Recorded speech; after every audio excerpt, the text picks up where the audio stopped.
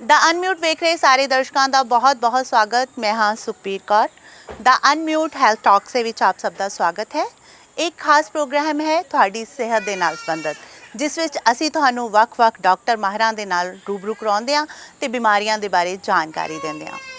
ਕਹਿੰਦੇ ਨੇ ਦਿਲ ਦਰਿਆ ਸਮੁੰਦਰੋਂ ਡੂੰਘੇ ਕੌਣ ਦਿਲਾਂ ਦੀਆਂ ਜਾਣੇ, ਤੇ ਜਾਂ ਫਿਰ ਇਹ ਕਹਿ ਲਈਏ ਕਿ ਜੇ ਖੋਲ ਲੈਂਦਾ ਦਿਲ ਯਾਰਾਂ ਦੇ ਨਾਲ ਤੇ ਅੱਜ ਖੋਲਣਾ ਨਾ ਪੈਂਦਾ ਔਜ਼ਾਰਾਂ ਦੇ ਨਾਲ। ਤੇ ਕਿਤੇ ਨਾ ਕਿਤੇ ਇਹ ਗੱਲ ਸਹੀ ਵੀ ਸਾਬਤ ਹੁੰਦੀ ਹੈ। ਸੋ ਅੱਜ ਅਸੀਂ ਦਿਲ ਦੀਆਂ ਬਿਮਾਰੀਆਂ ਦੇ ਨਾਲ ਸੰਬੰਧਿਤ ਗੱਲਬਾਤ ਕਰਾਂਗੇ ਆਪਣੇ ਇਸ ਸਪੈਸ਼ਲ ਪ੍ਰੋਗਰਾਮ ਦੇ ਵਿੱਚ।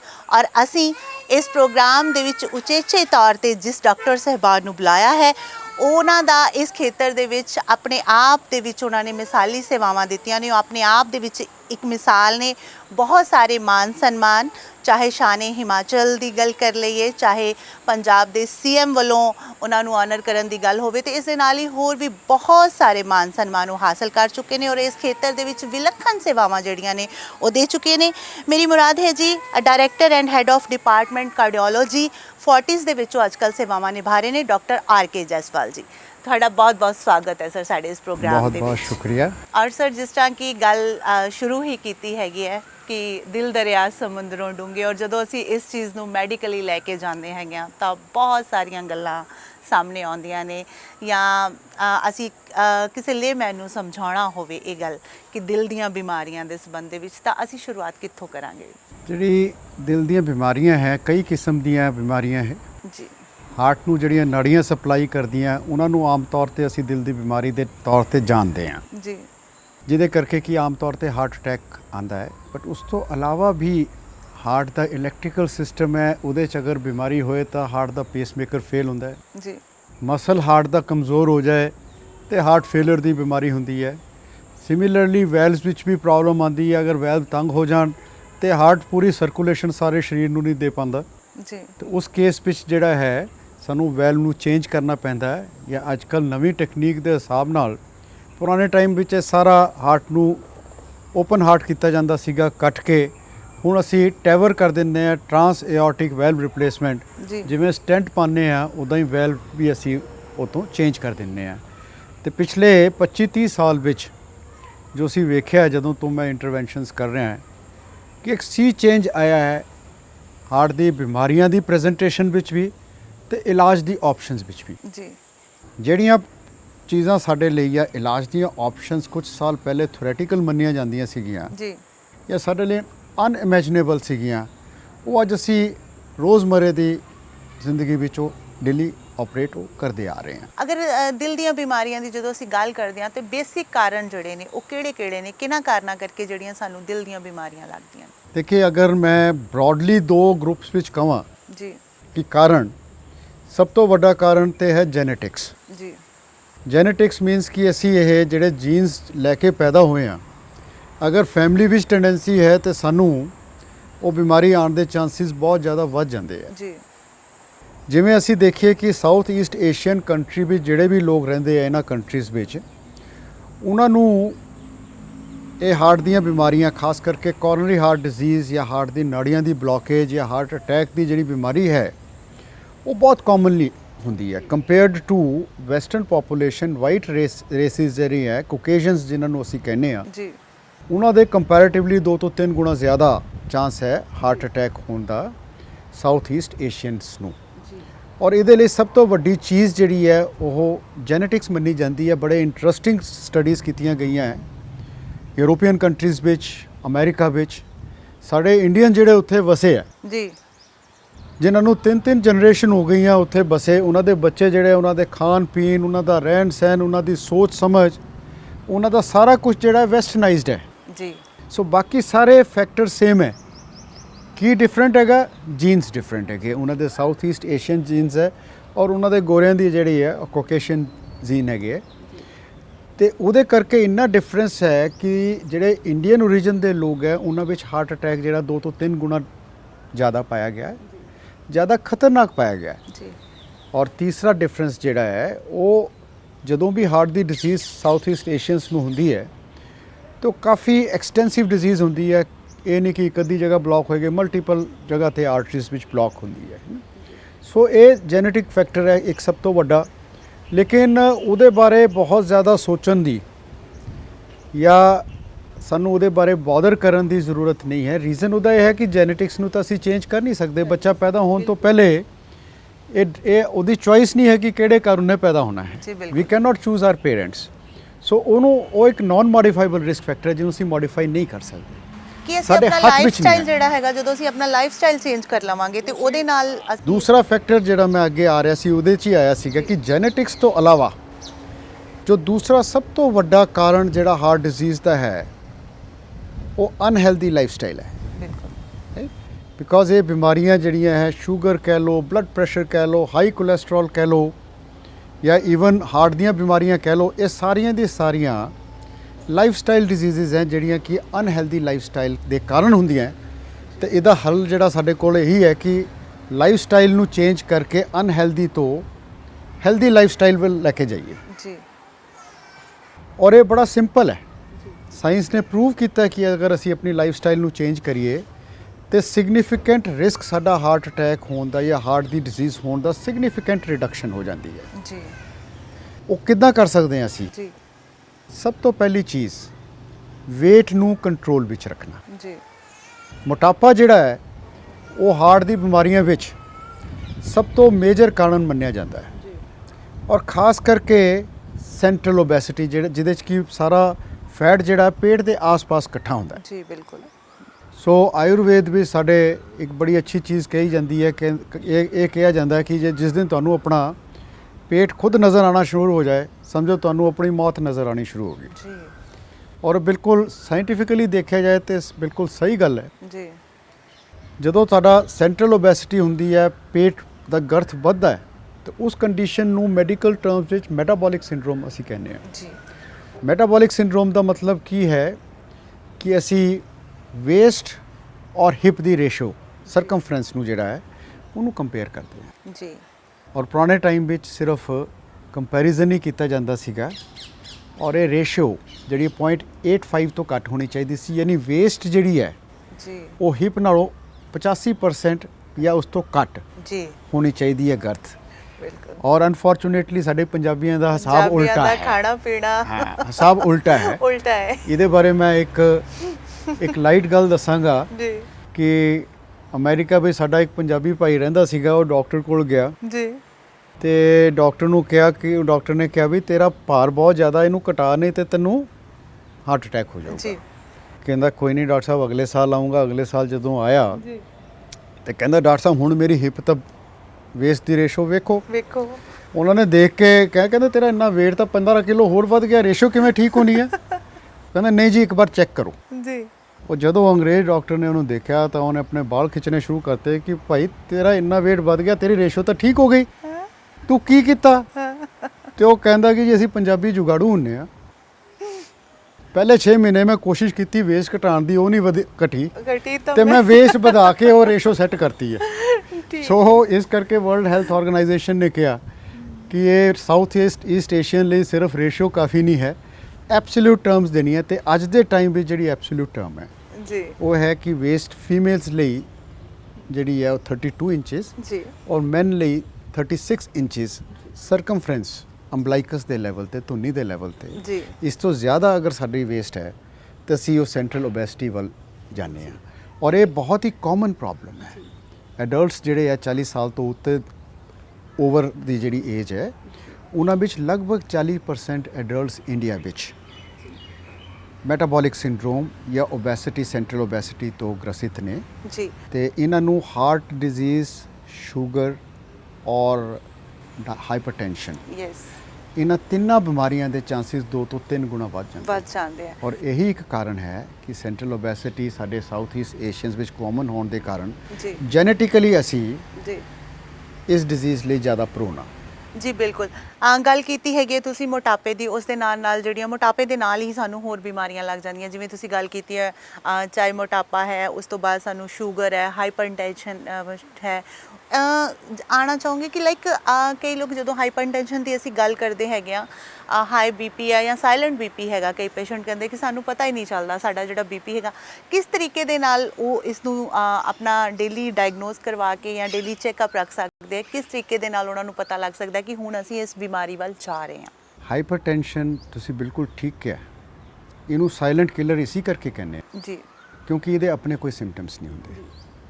ਜਦੋਂ ਬਲੱਡ ਪ੍ਰੈਸ਼ਰ 200 ਕ੍ਰਾਸ ਕਰਦਾ, ਬਹੁਤ ਜ਼ਿਆਦਾ ਹੈਵੀ ਹਾਈ ਹੁੰਦਾ ਹੈ, ਉਦੋਂ ਹਲਕੀ ਸਿਰ ਵਿੱਚ ਪੀੜ ਜਾਂ ਚੱਕਰ ਵਗੈਰਾ ਮਹਿਸੂਸ ਕਰ ਸਕਦੇ ਆ ਜੀ ਬਟ ਮੋਸਟਲੀ ਉਹ ਬਹੁਤ ਲੇਟ ਹੈ ਡਾਇਗਨੋਸ ਕਰਨ ਲਈ। ਜੀ अर्ਲੀ ਸਟੇਜਿਸ ਤੇ ਜਿਸ ਸਟੇਜ ਤੇ ਬਲੱਡ ਪ੍ਰੈਸ਼ਰ ਨੂੰ ਕੰਟਰੋਲ ਕਰਕੇ ਅਸੀਂ ਸਾਰੀਆਂ ਉਹਦੇ ਕਾਰਨ ਹੋਣ ਵਾਲੀਆਂ ਕੰਪਲਿਕੇਸ਼ਨਸ ਨੂੰ ਰੋਕ ਸਕਦੇ ਹਾਂ, ਜੀ ਉਸ ਸਟੇਜ ਤੇ ਇਹਦੇ ਕੋਈ ਵੀ ਸਿੰਪਟਮ ਨਹੀਂ ਹੁੰਦੇ, ਇਸੇ ਕਰਕੇ ਇਹਨੂੰ ਸਾਇਲੈਂਟ ਕਿਲਰ ਕਿਹਾ ਜਾਂਦਾ। ਜੀ ਸੋ ਇਹਦੇ ਲਈ ਬੈਸਟ ਸੋਲੂਸ਼ਨ ਇਹੀ ਹੈ ਕਿ ਜਿਵੇਂ ਵੀ ਅਸੀਂ 30 ਸਾਲ ਤੋਂ ਉੱਤੇ ਜਾਂਦੇ ਹਾਂ ਤੇ ਰੈਗੂਲਰ ਜਿਹੜਾ ਹੈ ਬਲੱਡ ਪ੍ਰੈਸ਼ਰ ਚੈੱਕਅਪ ਸਾਡਾ ਹੋਣਾ ਚਾਹੀਦਾ ਹੈ ਜੀ ਔਰ part of regular clinical examination ਹੋਣਾ ਚਾਹੀਦਾ ਹੈ। ਜੀ ਜਿਵੇਂ ਬੱਚਾ ਜਦੋਂ ਕਾਲਜ ਜਾ ਰਿਹਾ, ਪ੍ਰੋਫੈਸ਼ਨਲ ਕਾਲਜ ਜਾ ਰਿਹਾ, ਯੂਨੀਵਰਸਿਟੀ ਜਾ ਰਿਹਾ, ਉਹਦਾ ਮੈਡੀਕਲ ਹੁੰਦਾ ਜਾਂ ਜੌਬ ਜੁਆਇਨ ਕਰਨਾ ਹੈ, ਜੀ ਉਦੋਂ ਰਿਲੀਜੀਅਸਲੀ ਬਲੱਡ ਪ੍ਰੈਸ਼ਰ ਦੇਖਣਾ ਚਾਹੀਦਾ ਹੈ। ਸਿਰਫ ਖਾਨਾ ਪੂਰਤੀ ਨਹੀਂ ਕਰਨੀ ਚਾਹੀਦੀ, ਚਲੋ ਠੀਕ ਹੈ ਫਾਰਮ ਭਰਤਾ ਤੇ ਹੋ ਗਿਆ। ਬਿਲਕੁਲ। ਸੋ ਅਗਰ ਅਸੀਂ ਰਿਲੀਜੀਅਸਲੀ ਇਹਨੂੰ ਚੈੱਕ ਕਰਾਂਗੇ ਤੇ ਬੜਾ ਹਾਈ ਇਨਸੀਡੈਂਸ ਹੈ ਹਾਈਪਰਟੈਂਸ਼ਨ ਦਾ ਸਾਡੀ ਕੰਟਰੀ 'ਚ। ਜੀ ਔਰ ਅਗੇਨ ਉਹਦੇ 'ਚ ਵੀ ਉਹੀ ਲਾਈਫ ਸਟਾਈਲ ਮੋਡੀਫਿਕੇਸ਼ਨ ਰਿਕੁਆਇਰਡ ਹੈ ਜਿਹੜੀ ਕਿ ਹਾਰਟ ਲਈ ਚਾਹੀਦੀ ਹੈ। ਔਰ ਐਡੀਸ਼ਨਲ ਕੀ ਇਹਦੇ ਵਿੱਚ ਸਾਲਟ ਦਾ ਬਹੁਤ ਰੋਲ ਹੈ। ਅਸੀਂ ਇੰਡੀਅਨ ਜਿਹੜੇ ਸਾਲਟ ਸੈਂਸਿਟਿਵ ਹਾਂ ਔਰ ਨਾਰਮਲੀ ਇਹ ਮੰਨਿਆ ਗਿਆ ਹੈ ਕਿ ਨਾਰਮਲ ਰਿਕੁਆਇਰਮੈਂਟ ਸਾਡੀ 5 ਗ੍ਰਾਮਸ ਪਰ ਡੇ ਹੈ ਜੀ। ਐਵਰੇਜ ਇੰਡੀਅਨ ਦੀ ਜਿਹੜੀ ਬਟ ਪੰਜਾਬੀਆਂ ਨੂੰ ਤਾਂ ਮਸਾਲੇਦਾਰ ਖਾਣਾ ਚਾਹੀਦਾ। ਇਨਟੇਕ ਇੰਡੀਅਨਸ ਦੀ ਜਿਹੜੀ ਹੈ ਯੈਸ ਉਹ ਲਗਭਗ 12 ਗ੍ਰਾਮ ਹੈ ਔਰ ਸਭ ਤੋਂ ਜ਼ਿਆਦਾ ਇੰਡੀਅਨਸ ਵਿੱਚ ਜਿਹੜਾ ਹੈ ਉਹ ਪੰਜਾਬ ਹੈ। 14.2 ਗ੍ਰਾਮ ਪਰ ਡੇ ਐਵਰੇਜ ਸਾਲਟ ਇਨਟੇਕ ਹੈ ਜਿਹੜਾ ਘਟਾਉਣਾ ਬਹੁਤ ਜ਼ਰੂਰੀ ਹੈ। ਉਸ ਤੋਂ ਬਾਅਦ ਈਸਟ, ਫਿਰ ਵੈਸਟ, ਫਿਰ ਸਾਊਥ ਵਿੱਚ ਮਿਨੀਮਮ ਹੈਗਾ। ਪੰਜਾਬੀ ਨੰਬਰ 1 ਤੇ ਨੇ ਔਰ ਹਾਰਟ ਡਿਜ਼ੀਜ਼ ਦੇ ਵਿੱਚ ਵੀ ਨੰਬਰ 1 ਤੇ ਨੇ। ਸੋ ਸਰ ਗੱਲ ਕਰ ਰਹੇ ਹੈਗੇ ਆ ਕਿ ਜਿਵੇਂ ਬੀਪੀ ਦੀ ਗੱਲ ਕੀਤੀ ਹੈ, ਨਾਰਮਲੀ ਅਸੀਂ ਘਰਾਂ ਦੇ ਵਿੱਚ ਗੱਲ ਕਰਦੇ ਹਾਂ ਕਿ ਲਾਈਕ ਕਿਸੇ ਨੂੰ ਸਵੈਟਿੰਗ ਹੋ ਰਹੀ ਹੈ, ਠੰਡੀਆਂ ਤਰੇਲੀਆਂ ਜਿਹਨੂੰ ਅਸੀਂ ਆਮ ਲੈਂਗੁਏਜ ਦੇ ਵਿੱਚ ਬੋਲ ਦਿੰਦੇ ਹਾਂ, ਜਾਂ ਸਾਡੀ ਲੈਫਟ ਆਰਮ ਦੇ ਵਿੱਚ ਪੇਨ ਜਾ ਰਹੀ ਹੈ, ਜਾਂ ਸਾਡੇ ਹਾਰਟ ਦੇ ਵਿੱਚ ਪੇਨ ਜਾ ਰਹੀ ਹੈ। ਕਈ ਵਾਰੀ ਸਾਡੇ ਹਾਰਟ 'ਚ ਪੇਨ ਹੁੰਦੀ ਹੈ, ਐਸਿਡਿਟੀ ਕਾਰਨ ਵੀ ਹੋ ਜਾਂਦੀ ਹੈ, ਤਾਂ ਫਿਰ ਅਸੀਂ ਹਾਰਟ ਚੈੱਕਅਪ ਕਰਵਾਉਂਦੇ ਹਾਂ। ਬਟ ਕਈ ਵਾਰ ਇਹ ਬਹੁਤ ਘਾਤਕ ਸਿੱਧ ਹੁੰਦੀ ਹੈ ਇੱਦਾਂ ਦੀ ਪੇਨ। ਇਹ ਅਸੀਂ ਕਿਵੇਂ ਕਰ ਸਕਦੇ ਹਾਂ, ਜਾਂ ਇਸ ਲੈਵਲ 'ਤੇ ਅਸੀਂ ਫਰਸਟ ਏਡ ਜੇ ਕੋਈ ਘਰ ਦੇ ਵਿੱਚ ਦੇਣੀ ਹੈ? ਕਿਉਂਕਿ ਅਸੀਂ ਅਕਸਰ ਸੁਣਦੇ ਹਾਂ ਕਿ ਉਹ ਬਸ ਜੀ ਬਿਲਕੁਲ ਸਹੀ ਸੀਗੇ, ਬਸ ਜਰਾ ਕੁ ਥੋੜ੍ਹਾ ਜਿਹਾ ਸਵੈਟਿੰਗ ਹੀ ਹੋਈ ਅਤੇ ਨਾਲ ਹੀ ਅਟੈਕ ਆ ਗਿਆ। ਨਾਰਮਲੀ ਅਸੀਂ ਇੱਦਾਂ ਦੀਆਂ ਗੱਲਾਂ ਸੁਣਦੇ ਹੈਗੇ ਹਾਂ। ਇਹਦੇ ਬਾਰੇ ਮੈਂ ਦੋ ਚੀਜ਼ਾਂ ਕਹਾਂਗਾ। ਇੱਕ ਤੇ ਪਹਿਲੀ ਚੀਜ਼ ਹੈ ਕਿ ਪੁਰਾਣੇ ਟਾਈਮ ਵਿੱਚ ਇਹ ਸੋਚਿਆ ਜਾਂਦਾ ਸੀਗਾ ਜਾਂ ਵੈਸਟਰਨ ਕੰਟਰੀਜ਼ ਵਿੱਚ ਵੀ ਇਹ ਕਿਹਾ ਜਾਂਦਾ ਹੈ ਕਿ 55 ਤੋਂ ਬਾਅਦ ਹਾਰਟ ਅਟੈਕ ਹੁੰਦਾ ਹੈ ਜੀ। ਬੜਾ ਰੇਅਰ 40 ਤੋਂ ਬਾਅਦ ਹੁੰਦਾ ਹੈ। 40 ਤੋਂ ਥੱਲੇ ਹਾਰਟ ਅਟੈਕ ਨਹੀਂ ਹੁੰਦਾ। ਲੇਕਿਨ ਅਗਰ ਅਸੀਂ ਇੰਡੀਅਨਸ ਨੂੰ ਦੇਖੀਏ ਤਾਂ ਇੰਡੀਅਨਸ ਵਿੱਚ ਲਗਭਗ 25% ਹਾਰਟ ਅਟੈਕ ਜਿਹੜੇ ਹੈ ਮੇਜਰ ਹਾਰਟ ਅਟੈਕ ਉਹ 40 ਸਾਲ ਤੋਂ ਥੱਲੇ ਦੀ ਏਜ ਗਰੁੱਪ ਵਿੱਚ ਹੁੰਦੇ ਆ ਜੀ। ਔਰ 2/3 ਹਾਰਟ ਅਟੈਕਸ 55 ਸਾਲ ਦੀ ਏਜ ਤੱਕ ਹੋ ਚੁੱਕੇ ਹੁੰਦੇ ਆ। ਸੋ ਇੰਡੀਅਨਸ ਵਿੱਚ ਖਾਸ ਕਰਕੇ ਯੰਗਰ ਲੋਕਾਂ ਨੂੰ ਖਿਆਲ ਰੱਖਣ ਦੀ ਲੋੜ ਹੈ ਤਾਂ ਕਿ ਪ੍ਰਾਈਮ ਆਫ ਯੂਥ ਵਿੱਚ ਉਹਨਾਂ ਨੂੰ ਹਾਰਟ ਅਟੈਕ ਨਾਲ ਕੋਈ ਜਾਨੀ ਨੁਕਸਾਨ ਨਾ ਹੋਵੇ। ਜੀ। ਦੂਸਰੀ ਇੰਪੋਰਟੈਂਟ ਚੀਜ਼ ਜਿਹੜੀ ਹੈ ਉਹ ਇਹ ਹੈ ਕਿ ਸਾਇੰਟੀਫਿਕਲੀ ਇਹ ਪ੍ਰੂਵਨ ਹੈ 86% ਲੋਕ ਜਿਹੜੇ ਆ ਉਹਨਾਂ ਨੂੰ ਹਾਰਟ ਅਟੈਕ ਤੋਂ ਪਹਿਲੇ ਜਾਂ ਤੇ ਕੋਈ ਵੀ ਲੱਛਣ ਨਹੀਂ ਹੁੰਦੇ ਜਾਂ ਫਿਰ ਮਾਈਨਰ ਸਿੰਪਟਮਸ ਥੋੜੇ ਬਹੁਤ ਹੋਣਗੇ ਜਿਹਨੂੰ ਕਿ ਉਹ ਇਗਨੋਰ ਕਰ ਜਾਂਦੇ ਆ। ਜੀ। ਔਰ ਅਚਾਨਕ ਜਦੋਂ ਹਾਰਟ ਅਟੈਕ ਫੁੱਲ ਫਲੈਸ਼ਡ ਆਉਂਦਾ ਹੈ ਤੇ ਜਦੋਂ ਸਿੰਪਟਮਸ ਆਉਂਦੇ ਆ ਤਾਂ ਉਹਨਾਂ ਨੂੰ ਵਿਸ਼ਵਾਸ ਕਰਨ ਵਿੱਚ ਹੀ ਮੁਸ਼ਕਲ ਹੁੰਦੀ ਹੈ ਕਿ ਮੈਨੂੰ ਕੱਲ ਤੱਕ ਤਾਂ ਮੈਂ ਠੀਕ ਸੀਗਾ, 5 ਮਿੰਟ ਪਹਿਲੇ ਠੀਕ ਸੀਗਾ, ਹੁਣ ਮੈਨੂੰ ਕਿਵੇਂ ਹਾਰਟ ਅਟੈਕ ਹੋ ਸਕਦਾ ਹੈ। ਜੀ। ਲੇਕਿਨ ਜਿੰਨਾ ਕਾਮਨ ਹੈ ਸਾਡੇ ਹਿੰਦੁਸਤਾਨ ਵਿੱਚ ਹਾਰਟ ਅਟੈਕ ਯੰਗ ਏਜ ਵਿੱਚ ਵੀ ਹੈ, ਹਰ ਟਾਈਮ ਹਰ ਬੰਦੇ ਨੂੰ ਤਿਆਰ ਰਹਿਣਾ ਚਾਹੀਦਾ ਹੈ ਕਿ ਸਾਨੂੰ ਨੌਲੇਜ ਹੋਣੀ ਚਾਹੀਦੀ ਕਿ ਕੀ ਇਹਦੇ ਮਾਈਨਰ ਸਿੰਪਟਮਸ ਹੁੰਦੇ ਆ। ਜੀ। ਔਰ ਉਹਨੂੰ अर्ਲੀ ਜਿਹੜਾ ਸਾਨੂੰ ਡਿਟੈਕਟ ਕਰਕੇ ਇਮੀਡੀਏਟ ਉਹਨੂੰ ਸਾਨੂੰ ਟ੍ਰੀਟ ਕਰਾਉਣਾ ਚਾਹੀਦਾ ਹੈ। ਉਹ ਕਿਵੇਂ ਸਿੰਪਟਮਸ ਹੁੰਦੇ ਆ? ਹਲਕੀ ਘਬਰਾਹਟ, ਯੈਸ, ਪਸੀਨਾ, ਯੈਸ, ਛਾਤੀ 'ਚ ਮਾਈਨਰ ਦਰਦ। ਜੀ। ਔਰ ਸਿਰਫ ਛਾਤੀ ਨਹੀਂ, ਲੋਅਰ ਜੌ ਤੋਂ ਲੈ ਕੇ ਅੰਬਲਾਈਕਸ ਤੱਕ ਅੱਗੇ ਪਿੱਛੇ ਕਿਤੇ ਵੀ ਪੇਨ ਹੋ ਸਕਦੀ ਹੈ। ਕਿੰਨੇ ਕਾਮਨਲੀ ਪਿਛਲੇ 35 ਸਾਲ 'ਚ ਮੈਂ ਦੇਖਿਆ ਆਪਣੇ ਕੈਰੀਅਰ ਵਿੱਚ ਕਿ ਜੌ ਵਿੱਚ ਪੇਨ ਹੋਈ ਪੇਸ਼ੈਂਟ ਨੂੰ। ਜੀ। ਜਾ ਕੇ ਡੈਂਟਿਸਟ ਤੋਂ ਜੌ ਤੋਂ ਉਹ ਕਢਾਤਾ, ਦੰਦ ਕਢਾਤਾ, ਫਿਰ ਵੀ ਪੇਨ ਰਹੀ, ਫਿਰ ਜਾ ਕੇ ECG ਕਰਾਈ ਜਦੋਂ ਐਡਵਾਂਸਡ ਹਾਰਟ ਅਟੈਕ ਹੋ ਚੁੱਕਿਆ ਸੀਗਾ। ਉਹ ਪੇਨ ਜਿਹੜੀ ਸੀ ਹਾਰਟ ਅਟੈਕ ਦੀ ਸੀਗੀ। ਜੇ ਆਪਾਂ ਲੋਕ ਇਹ ਗੱਲ ਸੋਚਦੇ ਹੀ ਨਹੀਂ ਹੈ ਕਿ ਜੌ 'ਚ ਪੇਨ ਹੈਗੀ ਹੈ ਤਾਂ ਹਾਰਟ ਹੋ ਹੀ ਨਹੀਂ ਸਕਦਾ। ਫਿਰ ਕੀ ਮੇਰੇ ਨਾਲ ਲੋਕ ਬਹਿਸ ਕਰਦੇ ਕਿ ਜੀ ਮੈਨੂੰ ਤਾਂ ਸੱਜੇ ਪਾਸੇ ਪੇਨ ਹੋਈ ਸੀਗੀ।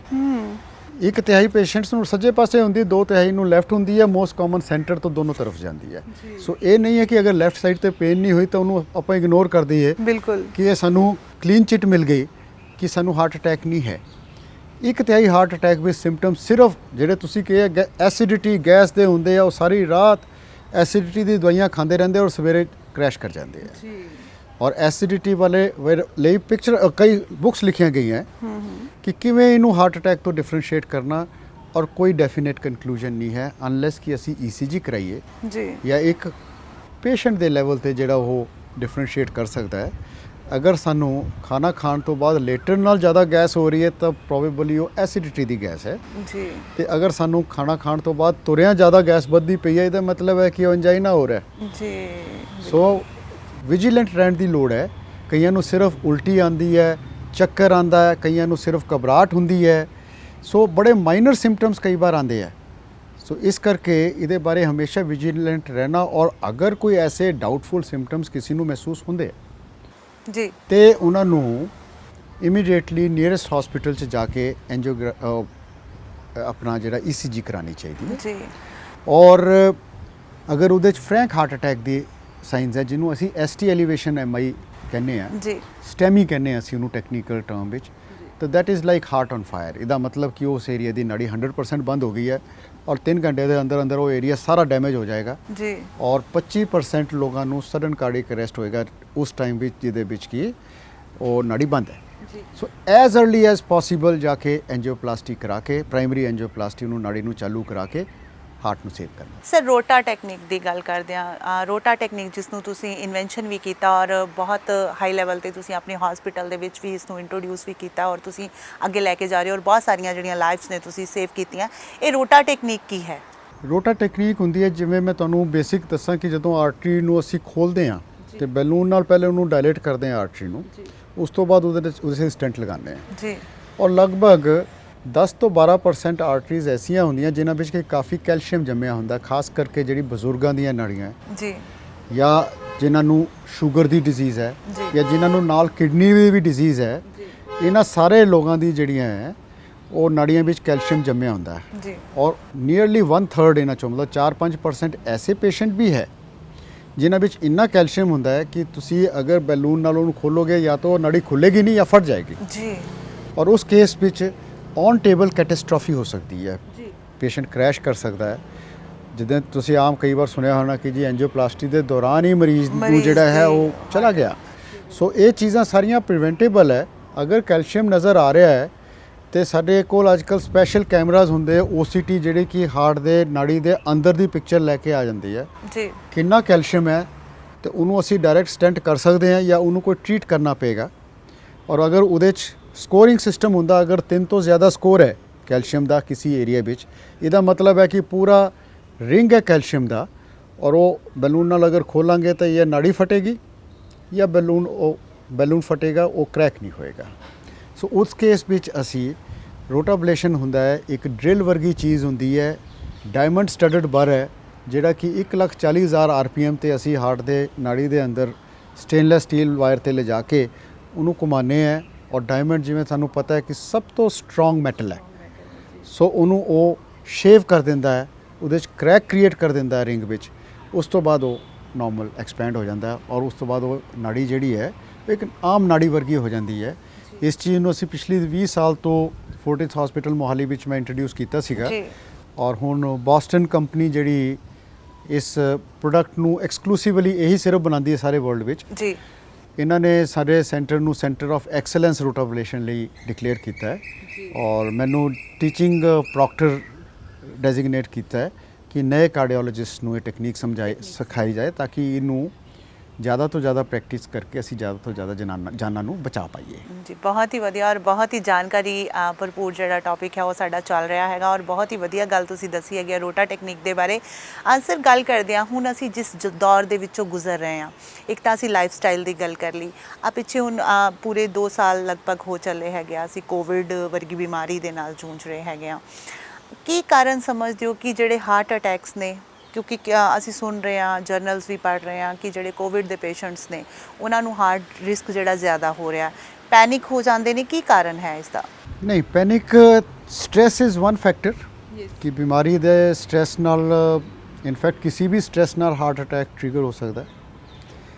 ਇਹ ਦੋਨੋਂ ਤਰਫ ਹੈ। ਇੱਕ ਤਾਂ ਇਹ ਹੈ ਕਿ ਜਿਹੜਾ ਜਿਹਨੇ ਪੇਸ਼ੈਂਟਸ ਨੂੰ ਐਸਟੈਬਲਿਸ਼ਡ ਹਾਰਟ ਡਿਜ਼ੀਜ਼ ਹੈ ਜੀ, ਇੱਕ ਤਾਂ ਉਹਨਾਂ ਦੇ ਬਾਰੇ ਅਸੀਂ ਗੱਲ ਕਰਾਂਗੇ ਕਿ ਉਹਨਾਂ ਨੂੰ ਕਰੋਨਾ ਕਰਕੇ ਰਿਸਕ ਜ਼ਿਆਦਾ ਹੈ ਜੀ, ਔਰ ਲਗਭਗ 2 ਤੋਂ 3 ਗੁਣਾ ਉਹਨਾਂ ਦੀ ਮੋਰਟੈਲਿਟੀ ਵੱਧ ਜਾਂਦੀ ਹੈ ਜਦੋਂ ਉਹਨਾਂ ਨੂੰ ਪ੍ਰੀ ਐਗਜ਼ਿਸਟਿੰਗ ਹਾਰਟ ਡਿਜ਼ੀਜ਼ ਹੈ। ਜੀ, ਇਸ ਕਰਕੇ ਪਹਿਲੀ ਚੀਜ਼ ਤਾਂ ਮੇਰਾ ਮੈਸੇਜ ਹੋਏਗਾ ਕਿ ਜਿਹੜੇ ਹਾਰਟ ਪੇਸ਼ੈਂਟ ਹੈ ਉਹਨਾਂ ਨੂੰ ਸਪੈਸ਼ਲ ਕੀ ਕੇਅਰ ਕਰਨੀ ਹੈ ਇਸ ਪੈਂਡੈਮਿਕ ਦੇ ਦੌਰਾਨ, ਜੀ, ਤਾਂ ਕਿ ਉਹਨਾਂ ਨੂੰ ਕਰੋਨਾ ਹੋਵੇ ਨਾ ਜੀ, ਔਰ ਉਹਨਾਂ ਦਾ ਹਾਰਟ ਜਿਹੜਾ ਹੈ ਉਹ ਸਟੇਬਲ ਰਹੇ। ਉਹਦੇ ਲਈ ਜਿਹੜੀ ਇਨਸਟਰਕਸ਼ਨਸ ਅਸੀਂ ਆਮ ਆਪਣੇ ਪੇਸ਼ੈਂਟਸ ਨੂੰ ਦਿੰਦੇ ਆ ਉਹ ਇਨਸਟਰਕਸ਼ਨ ਦਿੰਦੇ ਆ ਕਿ ਪਹਿਲੀ ਚੀਜ਼ ਹੈ ਕਿ ਜਿਹੜੀਆਂ ਉਹਨਾਂ ਦੀਆਂ ਰੈਗੂਲਰ ਮੈਡੀਸਿਨਸ ਹੈ ਜੀ, ਉਹ ਉਹਨਾਂ ਨੂੰ ਬਿਲਕੁਲ ਰਿਲੀਜੀਅਸਲੀ ਲੈਣਾ ਹੈ। ਜੀ, ਆਮ ਟਾਈਮ ਤੇ ਅਗਰ ਉਹ 1-2 ਡੋਜ਼ ਮਿਸ ਵੀ ਕਰ ਲੈਣ ਤੇ ਐਸੀ ਕੋਈ ਗੱਲ ਨਹੀਂ ਹੁੰਦੀ, ਲੇਕਿਨ ਕਰੋਨਾ ਦੇ ਟਾਈਮ ਤੇ ਅਗਰ ਉਹ ਮਿਸ ਕਰਦੇ ਆ ਔਰ ਉਸ ਟਾਈਮ ਤੇ ਉਹਨਾਂ ਨੂੰ ਇਨਫੈਕਸ਼ਨ ਹੋ ਜਾਂਦਾ ਤੇ ਸਿੱਧਾ ਹਾਰਟ ਅਟੈਕ ਹੋਏਗਾ। ਜੀ, ਉਹ ਨਾਟ that will not be forgiving them, right? So religious medicines, extra medicine ਰੱਖਣ, ਕਦੇ ਲੋਕਡਾਊਨ ਹੋ ਰਿਹਾ ਕਦੇ ਕਰਫਿਊ ਲੱਗ ਰਿਹਾ, ਇਹ ਨਾ ਹੋਏ ਕਿ ਤੁਸੀਂ ਦਵਾਈ ਨਹੀਂ ਖਰੀਦ ਪਾਏ, ਤੁਹਾਡੀ ਦਵਾਈ ਖਤਮ ਹੈ। ਸੋ ਆਪਣਾ ਜਿਹੜਾ ਮੈਡੀਸਨ ਬਾਕਸ ਹੈ ਉਹਨੂੰ ਟੌਪ ਅਪ ਕਰਕੇ ਰੱਖਣ ਔਰ ਰਿਜ਼ਰਵ ਰੱਖਣ। ਦੂਸਰੀ ਚੀਜ਼ ਜਿਹੜੀ ਇੰਪੋਰਟੈਂਟ ਹੈ ਉਹਨਾਂ ਲਈ ਹਾਰਟ ਪੇਸ਼ੈਂਟਸ ਲਈ ਇਹ ਹੈ ਕਿ ਐਸ ਫਾਰ ਐਸ ਪੋਸੀਬਲ ਕਰ ਰਹਿਣ। ਜੀ, ਅਗਰ ਬਾਹਰ ਜਾਣਾ ਹੈ ਤੇ ਪ੍ਰੋਪਰ ਸੋਸ਼ਲ ਡਿਸਟੈਂਸਿੰਗ ਮੇਨਟੇਨ ਕਰਨ, ਰੈਗੂਲਰ ਬਾਰ-ਬਾਰ ਹੱਥ ਧੋਣ minimum 20 second soap and water ਨਾਲ, ਔਰ mask, proper mask, most important is proper mask. Proper mask, ਕਿਉਂਕਿ ਅਗਰ ਅਸੀਂ ਅੱਛੀ ਤਰ੍ਹਾਂ ਉਹਨੂੰ ਸੀਲ ਨਹੀਂ ਕੀਤਾ, ਮਾਸਕ ਦੇ ਥਰੂ ਹਵਾ ਨਹੀਂ ਜਾ ਰਹੀ, ਸਾਈਡਾਂ ਤੋਂ ਹਵਾ ਜਾ ਰਹੀ ਤੇ ਉਸ ਮਾਸਕ ਦਾ ਕੋਈ ਫਾਇਦਾ ਨਹੀਂ ਹੈ। ਸਾਡੇ ਮੂੰਹ ਤੇ ਸਿਰਫ ਮਾਸਕ ਹੈਗਾ, ਨੱਕ ਤੇ ਨਹੀਂ ਹੈਗਾ। ਬਹੁਤ ਲੋਕਾਂ ਨੂੰ ਅਸੀਂ ਦੇਖਿਆ ਬਿਲਕੁਲ। ਨੀਚੇ ਲਟਕਾ ਜੀ ਕੇ ਸਰ। ਚੱਲਦੇ ਆ ਤੇ ਉਹਦਾ ਫਾਇਦਾ ਨਹੀਂ ਹੈਗਾ, ਉਲਟਾ ਨੁਕਸਾਨ ਹੈ ਕਿ ਤੁਹਾਨੂੰ ਫਾਲਸ ਐਸ਼ੋਰੈਂਸ ਹੈ ਕਿ ਤੁਸੀਂ ਮਾਸਕ ਪਾਇਆ, ਲੇਕਿਨ you are open to risk. ਜੀ, ਔਰ ਮਾਸਕ ਹਰ ਟਾਈਮ ਪਾ ਕੇ ਰੱਖਣਾ ਹੈ ਕਿਉਂਕਿ ਹੁਣ ਪ੍ਰੂਵ ਹੋ ਚੁੱਕਾ ਹੈ ਕਿ ਜਿਹੜਾ ਕਰੋਨਾ ਇਨਫੈਕਸ਼ਨ ਹੈ ਇਹ ਐਰੋਸੋਲ ਦੇ ਥਰੂ ਜਾਂਦਾ ਹੈ ਨਾ, ਡ੍ਰੌਪਲੇਟ ਨਾਲੋਂ ਵੀ ਜ਼ਿਆਦਾ ਕਾਮਨ ਐਰੋਸੋਲ ਨਾਲ ਹੈ। ਅਗਰ ਉੱਥੋਂ ਕੋਈ ਬੰਦਾ ਕਰੋਨਾ ਵਾਲਾ ਨਿਕਲਿਆ ਹੈ, ਅਸੀਂ ਆਪਣਾ ਮਾਸਕ ਉਤਾਰਦੇ ਮੈਂ ਇਕੱਲਾ ਤੇ ਹੈਗਾ, ਮੈਨੂੰ ਕਿਹੜਾ ਇਨਫੈਕਸ਼ਨ ਹੋ ਜਾਊਗਾ। ਅਗਰ ਉਸ ਜਗ੍ਹਾ ਤੇ ਕੋਈ ਕਰੋਨਾ ਵਾਲਾ ਪੋਜ਼ਿਟਿਵ ਨਿਕਲਿਆ ਪੇਸ਼ੈਂਟ ਜਾਂ ਕੋਈ ਥੁੱਕ ਕੇ ਗਿਆ ਜਦੋਂ ਬਾਅਦ ਵਿੱਚ ਜਿਹੜੀ ਡ੍ਰੌਪਲੇਟਸ ਉੱਥੇ ਹੈਗੀਆਂ ਉਹ ਕਈ ਘੰਟੇ ਤੱਕ ਉੱਥੇ ਰਹਿਣਗੀਆਂ ਐਂਡ ਅਣਜਾਣੇ ਵਿੱਚ ਅਸੀਂ ਉਹਦੇ ਨਾਲ ਫੜੇ ਜਾਵਾਂਗੇ। ਤੀਸਰੀ ਇੰਸਟਰਕਸ਼ਨ ਉਹਨਾਂ ਨੂੰ ਹਾਈਡਰੇਸ਼ਨ ਅੱਛੀ ਰੱਖਣ। ਚੌਥੀ ਇੰਸਟਰਕਸ਼ਨ, ਲੋਕਡਾਊਨ 'ਚ ਬਹੁਤ ਸਾਡੇ ਮਰੀਜ਼ਾਂ ਨੇ ਸੈਲੀਬ੍ਰੇਟ ਕੀਤਾ ਕਿ ਜੀ ਹੁਣ ਸੈਰ ਨਹੀਂ ਕਰਨ ਦੀ ਲੋੜ ਕਿਉਂਕਿ ਬਾਹਰ ਨਹੀਂ ਨਿਕਲ ਸਕਦੇ, ਐਕਸਰਸਾਈਜ਼ ਬੰਦ ਕਰਤੀ ਔਰ ਖੂਬ ਪਕਵਾਨ ਬਣਾ ਕੇ ਖਾਦੇ, weight gain ਹੋਇਆ, ਸਿਸਟਮ गड़बड़ाया, शुगर वधी, हार्ट अटैक हो गया से। तो अपनी डाइट और अपने एक्सरसाइज चाहे घर च ही करो, तुसी साइकलिंग करो, सीढ़ियाँ चढ़ो, जिवें मर्जी करो, जिन्ना लैवल ऑफ एक्टिविटी वो मेनटेन रखो, वेट ना वधन दिओ, सॉल्ट घट रखो, न्यूट्रिशियस डाइट खाओ जिहड़ी कि which is rich in proteins like nuts, minerals, vitamins, fruits, vegetables, और अनहेल्दी खाना ना खाओ। खास करके मैं इत्थे कहना चाहांगा इंडियंस ਵਿੱਚ ਸਭ ਤੋਂ ਵੱਡਾ ਵੈਜੀਟੇਰੀਅਨ ਇੰਡੀਅਨਸ ਵਿੱਚ ਸਭ ਤੋਂ ਵੱਡਾ ਜਿਹੜਾ ਕਾਰਨ ਹੈ ਜੀ ਉਹ ਡੇਰੀ ਪ੍ਰੋਡਕਟਸ ਹੈ। ਡੇਰੀ ਪ੍ਰੋਡਕਟਸ ਹੈ ਕਿਉਂਕਿ ਜਿਹੜਾ ਮੱਝ ਦਾ ਦੁੱਧ ਹੈ ਉਹਦੇ ਵਿੱਚ 9 ਤੋਂ 11% ਤੱਕ ਸੈਚੂਰੇਟਡ ਫੈਟ ਹੈ, ਜਿਹੜੀ ਕਿ ਰੈੱਡ ਮੀਟ ਜਿੰਨੀ ਸੈਚੂਰੇਟਡ ਫੈਟ। ਸਾਡੇ ਪੰਜਾਬੀ ਕਹਿੰਦੇ ਕਿ ਦੁੱਧ ਪੀਤੇ ਬਿਨਾਂ ਤੇ ਗੱਲ ਹੀ ਨਹੀਂ ਬਣਦੀ ਨਾ। ਦੈਟ ਇਜ਼ ਵੇਅਰ ਦਾ ਦੁੱਧ ਪ੍ਰੋਬਲਮ ਤਾਂ ਹੈ। ਕੰਪਲੀਟ ਫੂਡ ਹੈਗਾ। ਇੱਕ ਧਾਰਨਾ ਬਣੀ ਹੋਈ ਹੈ ਪੰਜਾਬੀ ਪਰਿਵਾਰਾਂ ਦੇ ਵਿੱਚ ਕਿ ਅਗਰ ਸਾਡੇ ਬੱਚੇ ਵੀ ਦੁੱਧ ਨਹੀਂ ਪੀਂਦੇ ਤਾਂ ਮਤਲਬ ਅਸੀਂ 3-3 4-4 ਵਾਰ ਉਹਨਾਂ ਨੂੰ ਕਹਿਣਾ ਹੈ ਕਿ ਦੁੱਧ ਪੀਓ। ਦੇਖੋ ਇੱਕ ਧਾਰਨਾ ਹੈ। ਵਕਤ ਨਾਲ ਸਾਨੂੰ ਚੇਂਜ ਹੋਣਾ ਪੈਣਾ ਹੈ ਕਿਉਂਕਿ ਉਹ ਉਸ ਟਾਈਮ ਦੀ ਧਾਰਨਾ ਹੈ ਜਦੋਂ ਮੈਂ ਤੁਹਾਨੂੰ ਦੱਸਦਾ ਕਿ ਮੇਰਾ ਪਿੰਡ ਜਿਹੜਾ ਹੈ ਉਹ 25 ਮੀਲ ਹੈ ਹੁਸ਼ਿਆਰਪੁਰ ਤੋਂ, ਰਾਈਟ। ਤੇ ਸਾਡੇ ਬਜ਼ੁਰਗ ਜਿਹੜੇ ਸੀਗੇ ਉਹ ਘੋੜਿਆਂ ਤੇ, ਇੱਕ ਘੋੜਾ 3 ਬਜ਼ੁਰਗ, ਉਹ ਚੱਲ ਕੇ ਹੁਸ਼ਿਆਰਪੁਰ ਤਰੀਕ ਭੁਗਤ ਕੇ ਸ਼ਾਮ ਨੂੰ ਫਿਰ ਵਾਪਸ ਚਲੇ ਜਾਂਦੇ ਸੀਗੇ। ਤਾਂ ਕਹਿੰਦੇ ਹੁੰਦੇ ਸੀ ਰੱਜ ਕੇ ਖਾ ਤੇ ਦੱਬ ਕੇ ਵਾਹ, ਵੀ ਸਖਤ ਮਿਹਨਤ ਵੀ ਕਰਦੇ। ਬਿਲਕੁਲ ਇੰਨਾ 20-25 ਮੀਲ ਚੱਲਣ ਨੂੰ ਮੰਨਦੇ ਕੁਝ ਨਹੀਂ ਸੀਗੇ। ਅੱਜ ਦੇ ਟਾਈਮ ਵਿੱਚ ਜਿਹੜਾ 250 ਗਜ਼ ਨਹੀਂ ਬੱਚਾ ਚੱਲਣ ਨੂੰ ਤਿਆਰ। ਤੇ ਜਿਹੜੀ ਇਹ ਸਾਡੇ ਐਫਲੂਐਂਸ ਦੇ ਕਾਰਨ, ਜਿਵੇਂ ਅਮਰੀਕਨਸ ਨੇ, ਯੂਰੋਪੀਅਨਸ ਨੇ 70s 80s ਵਿੱਚ ਐਫਲੂਐਂਸ ਇੰਡਸਟਰੀਲਾਈਜੇਸ਼ਨ ਦੇ ਕਾਰਨ ਕਾਰਾਂ ਆਈਆਂ, ਲੈਵਲ ਆਫ ਐਕਟੀਵਿਟੀ ਘਟੀ, ਉਹੀ 30 ਸਾਲ ਬਾਅਦ ਸਾਡੇ ਨਾਲ ਹੋਣਾ ਸ਼ੁਰੂ ਹੋ ਗਿਆ ਜੀ 2000 ਦੀ ਤੋਂ ਬਾਅਦ। ਬਿਲਕੁਲ ਸੋ ਟਾਈਮ ਦੇ ਨਾਲ ਸਾਨੂੰ ਬਦਲਣਾ ਪੈਣਾ ਹੈ। This is the main reason ਕਿ ਜਿਹੜੇ ਯੰਗਸਟਰ ਹੈਗੇ ਉਹਨਾਂ ਦੇ ਵਿੱਚ ਵੀ ਜਿਹੜੇ ਹਾਰਟ ਕਾਰਡੀਓਰੈਸਟ ਜ਼ਿਆਦਾ ਹੋ ਰਿਹਾ, ਹੋਰ ਵੀ ਜ਼ਿਆਦਾ ਅਨਹੈਲਦੀ ਹੈ। ਬਿਲਕੁਲ they take fast food, yes fast food kills fast. ਉਹਦੇ ਜਿੰਨੀ ਸੈਚੂਰੇਟਡ ਫੈਟਸ ਤੁਹਾਨੂੰ ਔਰ ਸਾਲਟ ਕਿਤੇ ਨਹੀਂ ਮਿਲੇਗਾ। ਜਿੰਨਾ ਤੁਸੀਂ ਇੱਕ ਡਾਈਟ ਖਾਓਗੇ ਉਨਾ ਘੱਟ ਤੁਸੀਂ 15 ਦਿਨ ਵਿੱਚ ਵੀ ਸੈਚੂਰੇਟਡ ਫੈਟ ਨਹੀਂ ਖਾ ਸਕਦੇ। ਡੀਪ ਫਰਾਈਡ ਥਿੰਗਸ ਬਿਲਕੁਲ ਅਵੋਇਡ ਕਰਨੀਆਂ ਚਾਹੀਦੀਆਂ। ਸਿਮਿਲਰਲੀ ਤੁਹਾਡੇ ਚਿਪਸ, ਕੁਕੀਜ਼, ਇਹ ਬਚਪਨ ਤੋਂ ਹੀ ਜਿਹੜੀ ਹੈਲਦੀ ਲਾਈਫ ਸਟਾਈਲ ਸਾਨੂੰ ਰੱਖਣ ਦੀ ਜ਼ਰੂਰਤ ਹੈਗੀ ਹੈ। ਆਪਣੇ ਬੱਚਿਆਂ ਨੂੰ ਸਟਾਰਟਿੰਗ ਤੋਂ ਹੀ ਜਿਹੜਾ ਹੈਲਦੀ ਲਾਈਫ ਸਟਾਈਲ ਹੈਗਾ। ਗੇਮਸ ਚੇਂਜ ਹੋ ਗਈਆਂ ਟਾਈਮ ਨਾਲ। ਬਿਲਕੁਲ ਪਹਿਲੇ ਸਾਡੇ ਟਾਈਮ 'ਚ ਆਊਟਡੋਰ ਗੇਮਸ ਸੀਗੀਆਂ, ਹੁਣ ਸਾਰਾ ਕੰਪਿਊਟਰ ਗੇਮਸ ਹੈ। ਬੈਠੇ ਬੈਠੇ ਤੁਸੀਂ ਖੇਲਦੇ, ਜੋਸ਼ ਬਹੁਤ ਹੈ ਲੇਕਿਨ ਉਹਦੇ ਵਿੱਚ ਫਿਜ਼ੀਕਲ ਐਕਟੀਵਿਟੀ ਵਰਚੁਅਲੀ ਜ਼ੀਰੋ ਹੈ। ਸੋ ਇਹ ਸਾਰਾ ਚੀਜ਼ਾਂ ਹੈ ਜਿਹੜਾ ਸਾਡਾ ਲਾਈਫ ਸਟਾਈਲ ਹੈ।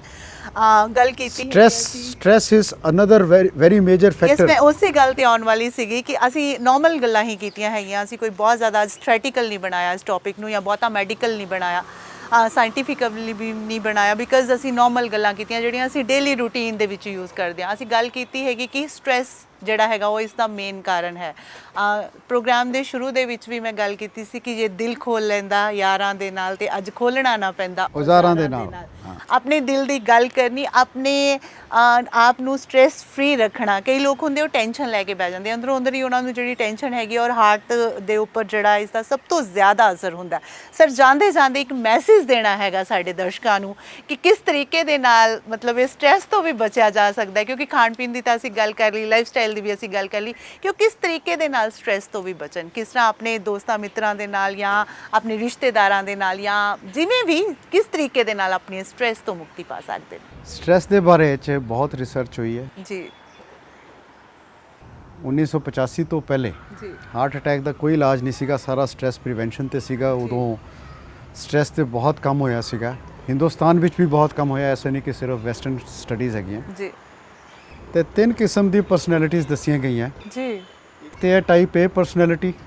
ਟਾਈਪ ਏ ਪਰਸਨੈਲਿਟੀ ਉਹ ਲੋਕ ਹੈ ਜਿਹੜੇ ਇੰਟੈਲੀਜੈਂਟ ਹੈ, ਓਵਰ ਐਂਬੀਸ਼ੀਅਸ ਹੈ, ਹਾਰਡ ਵਰਕਿੰਗ ਹੈ, ਓਵਰ ਪਰਫਾਰਮਰ ਹੈ। ਹਮੇਸ਼ਾ ਉਹ ਘੜੀ ਦੀ ਸੂਈ ਤੋਂ ਪਿੱਛੇ ਰਹਿ ਜਾਂਦੇ ਹੈ। ਕਿਉਂ ਰਹਿ ਜਾਂਦੇ ਹੈ? ਉਹਨਾਂ ਨੇ ਆਪਣਾ ਬੜਾ ਟਾਈਟ ਸਕੈਡਿਊਲ ਰੱਖਿਆ ਹੁੰਦਾ ਹੈ। ਜਿਵੇਂ ਬਿਜ਼ੀ ਡਾਕਟਰ ਹੈ, 8 ਵਜੇ ਹਸਪੀਟਲ ਪਹੁੰਚਣਾ, 9 ਵਜੇ ਰਾਊਂਡ ਖਤਮ ਕਰਨਾ, 10 ਵਜੇ ਪਹਿਲਾ ਪੇਸ਼ੈਂਟ ਟੇਬਲ ਤੇ ਲੈਣਾ, 11 ਵਜੇ ਤੀਸਰਾ ਲੈਣਾ, 12 ਵਜੇ ਚੌਥਾ ਲੈਣਾ। ਕਦੇ ਵੀ ਤੁਸੀਂ ਟਾਈਮ ਦੇ ਹਿਸਾਬ ਨਾਲ ਖਤਮ ਨਹੀਂ ਕਰ ਸਕਦੇ ਔਰ ਸਾਰਾ ਦਿਨ ਤੁਸੀਂ ਸਟ੍ਰੈਸ ਵਿੱਚ ਰਹਿੰਦੇ ਹੋ ਤੇ ਘੜੀ ਦੀ ਸੂਈ ਨੂੰ ਚੇਜ਼ ਕਰਦੇ ਕਰਦੇ ਹਰ ਰੋਜ਼ ਤੁਹਾਨੂੰ ਸਟ੍ਰੈਸ ਰਹਿੰਦਾ ਹੈ ਜੀ, ਜਿਹਨੂੰ ਅਸੀਂ ਵਰਕ ਰਿਲੇਟਡ ਸਟ੍ਰੈਸ ਕਹਿੰਦੇ ਹਾਂ। ਜੀ। ਹੁਣ ਇਹਦਾ ਫਾਇਦਾ ਕੀ ਹੈ ਕਿ ਤੁਸੀਂ ਕਾਮਯਾਬ ਹੋ, ਤੁਹਾਨੂੰ ਜ਼ਿੰਦਗੀ ਦੀ ਹਰ ਖੁਸ਼ੀ ਮਿਲ ਰਹੀ ਹੈ, ਲੇਕਿਨ ਕੀਮਤ ਕੀ ਪੇ ਕਰ ਰਹੇ ਹੋ ਤੁਸੀਂ? Heart attack. ਬਟ ਇੱਕ ਐਟੀਟਿਊਡ ਹੈ ਜਿਹਦੇ ਨਾਲ ਤੁਸੀਂ you are born with N attitude, ਜੀ। ਟਾਈਪ ਏ ਪਰਸਨੈਲਿਟੀ। ਔਰ ਇਹ ਵੀ ਪਾਇਆ ਗਿਆ ਹੈ, ਲੰਬੀ ਸਟੋਰੀ ਹੈ, ਕਿ ਡਰਾਸਟਿਕ ਚੇਂਜਸ ਪਰਸਨੈਲਿਟੀ ਵਿੱਚ ਨਹੀਂ ਕਰਨਾ ਚਾਹੀਦਾ, ਕਿਉਂਕਿ ਅਗਰ ਤੁਸੀਂ ਹਾਰਟ ਅਟੈਕ ਤੋਂ ਬਾਅਦ ਮਰੀਜ਼ ਨੂੰ ਘਰ ਬਿਠਾਤਾ ਕਿ ਹੁਣ ਤੂੰ ਕੁਝ ਨਹੀਂ ਕਰੇਗਾ, ਤੈਨੂੰ ਕੰਮ ਕਰਕੇ ਸਟ੍ਰੈਸ ਹੋ ਰਿਹਾ ਹੈ, ਤੇ ਉਹਨੂੰ ਸਟ੍ਰੈਸ ਆਫ ਨਾਨ ਪਰਫਾਰਮੈਂਸ ਜਿਹੜਾ ਹੈ ਉਹ ਹੋਰ ਵੀ ਜ਼ਿਆਦਾ ਖਰਾਬ ਕਰਦਾ ਹੈ।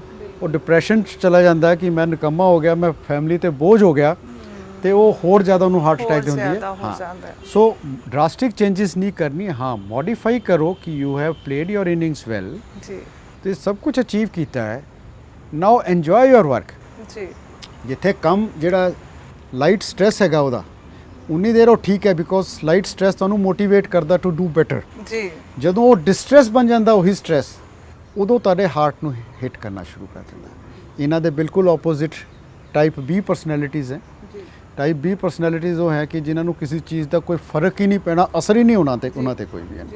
ਆਪਣੇ ਘਰ ਨੂੰ ਵੀ ਉਹਨਾਂ ਦੇ ਨੂੰ ਅੱਗ ਲੱਗ ਗਈ ਤੇ ਉਹਨਾਂ ਨੇ ਖੁਸ਼ ਹੋ ਜਾਣਾ ਕਿ ਦੇਖੋ ਜੀ ਇੰਨਾ ਸੋਹਣਾ ਤਾਂ ਚਮਕਿਆ, ਕਦੇ ਨਹੀਂ ਸੀ ਮੇਰਾ ਮਕਾਨ, ਅੱਜ ਦੇਖੋ ਕਿੰਨਾ ਸੋਹਣਾ ਲੱਗ ਰਿਹਾ, ਦੀਵਾਲੀ ਤੋਂ ਵੀ ਜ਼ਿਆਦਾ।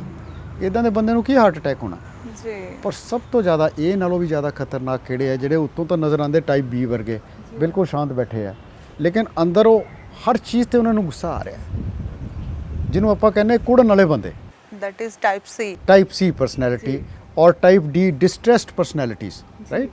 ਜਿਨ੍ਹਾਂ ਨੇ ਹਾਂ ਯਾਰ ਇਸ ਉਮਰ ਵਿੱਚ ਲਾਲ ਕਮੀਜ਼ ਪਾ ਕੇ ਜਾ ਰਿਹਾ, ਕੋਈ ਗੱਲ ਬਣਦੀ?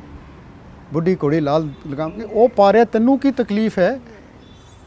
ਵੱਡੀ ਗੱਡੀ ਨਾਲ ਵਾਲੇ ਨੇ ਲਈ, ਕੁਝ ਤਾਂ ਲੋਕ ਕਹੇਂਗੇ, ਲੋਗੋਂ ਦਾ ਕੰਮ ਹੈ ਗੁੱਸਾ ਉਹਨਾਂ ਨੂੰ ਆ ਰਿਹਾ ਹੈ कि साला चोर है इस करके गड्डी ले ली, मैं तो नहीं लेती गई। और लेट हिम एंजॉय यार, you enjoy your own life. So दूसरे ਦੇ ਦੁੱਖ ਤੋਂ ਦੁਖੀ ਹੋਣ ਵਾਲੇ ਜਿਹੜੇ ਆ ਟਾਈਪ ਸੀ ਜਾਂ ਡਿਸਟ੍ਰੈਸ ਪਰਸਨੈਲਿਟੀਜ਼, ਉਹਨਾਂ ਨੂੰ ਸਭ ਤੋਂ ਜ਼ਿਆਦਾ ਇਸ ਕਰਕੇ ਸੱਜੇ ਖੱਬੇ ਦੇਖੇ ਬਿਨਾ ਆਪਣੀ ਲਾਈਫ ਨੂੰ ਈਜ਼ੀ ਰੱਖੋ, ਸਟ੍ਰੈਸ ਨੂੰ ਘੱਟ ਰੱਖੋ, ਟਾਈਮ ਮੈਨੇਜਮੈਂਟ ਅੱਛੀ ਤਰ੍ਹਾਂ ਕਰੋ, ਯੋਗਾ ਕਰੋ, ਮੈਡੀਟੇਸ਼ਨ ਕਰੋ।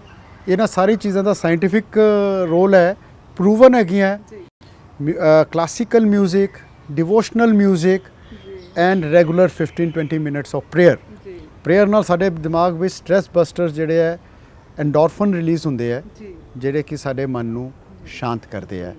ਇਹ ਸਾਰਾ ਕਰਕੇ ਤੁਸੀਂ ਜਿਹੜਾ ਹੈ ਆਪਣੇ ਸਟ੍ਰੈਸ ਲੈਵਲ ਨੂੰ ਘੱਟ ਕਰ ਸਕਦੇ ਹੋ। ਰੈਗੂਲਰ ਐਕਸਰਸਾਈਜ਼ ਕਰਨ ਨਾਲ ਤੁਹਾਡਾ ਸਟ੍ਰੈਸ ਘੱਟ ਹੁੰਦਾ ਹੈ। By laughing, laughter is the third way. ਚੌਥਾ ਤਰੀਕਾ ਹੈਗਾ ਕੇਅਰ ਐਂਡ ਸ਼ੇਅਰ। ਜੀ ਬਿਲਕੁਲ। ਆਪਣੇ ਸਪਾਊਸ ਨਾਲ, ਦੋਸਤ ਨਾਲ, ਸਾਥੀ ਨਾਲ, ਕੰਪੈਨੀਅਨ ਨਾਲ ਆਪਣੀ ਪ੍ਰੋਬਲਮ ਨੂੰ ਡਿਸਕਸ ਕਰੋ। ਉਗਲ ਦਿਓ ਜੋ ਤੁਹਾਡੇ ਦਿਮਾਗ 'ਚ ਆ ਰਿਹਾ ਹੈ। ਬਿਲਕੁਲ। ਉਹ ਕੋਈ ਤਰੀਕਾ ਦੱਸੇਗਾ ਜਾਂ ਗੱਲ ਕਰਕੇ ਤੁਹਾਡਾ ਮਨ ਹਲਕਾ ਹੋ ਜਾਏਗਾ ਔਰ ਤੁਸੀਂ ਕੰਟੀਨਿਊਸ ਸਟ੍ਰੈਸ ਤੋਂ ਆਪਣੇ ਆਪ ਨੂੰ ਬਚਾਓਗੇ। ਫਿਰ ਗੱਲ ਉੱਥੇ ਹੀ ਆ ਗਈ, ਦਿਲ ਖੋਲ ਲੋ ਯਾਰਾਂ ਨਾਲ, ਨਹੀਂ ਤੇ ਡਾਕਟਰ ਜਸਵਾਲ ਖੋਲਣਗੇ ਔਜ਼ਾਰਾਂ ਦੇ ਨਾਲ। ਬਿਲਕੁਲ ਡਾਕਟਰ ਸਾਹਿਬ, ਬਹੁਤ ਹੀ ਵਧੀਆ ਔਰ ਬਹੁਤ ਹੀ ਸਧਾਰਨ ਤਰੀਕੇ ਦੇ ਨਾਲ ਤੁਸੀਂ ABCD ਜਿਹੜੀ ਹੈਗੀ ਹੈ ਆਪਣੀ ਜ਼ਿੰਦਗੀ ਜਿਉਣ ਦੀ, ਆਪਣੇ ਹਾਰਟ ਨੂੰ ਤੰਦਰੁਸਤ ਰੱਖਣ ਦੇ ਲਈ ਉਹ ਅੱਜ ਸਾਡੇ ਦਰਸ਼ਕਾਂ ਨੂੰ ਦੱਸੀ ਹੈ। ਔਰ ਨਾਲ ਦੇ ਨਾਲ ਬਹੁਤ ਹੀ ਅਹਿਮ ਜਾਣਕਾਰੀ ਜਿਹੜੀ ਹੈ ਉਹ ਤੁਸੀਂ ਸਾਡੇ ਨਾਲ ਸਾਂਝੀ ਕੀਤੀ ਹੈ। ਤੁਹਾਡਾ ਬਹੁਤ ਬਹੁਤ ਸ਼ੁਕਰੀਆ। Thank you.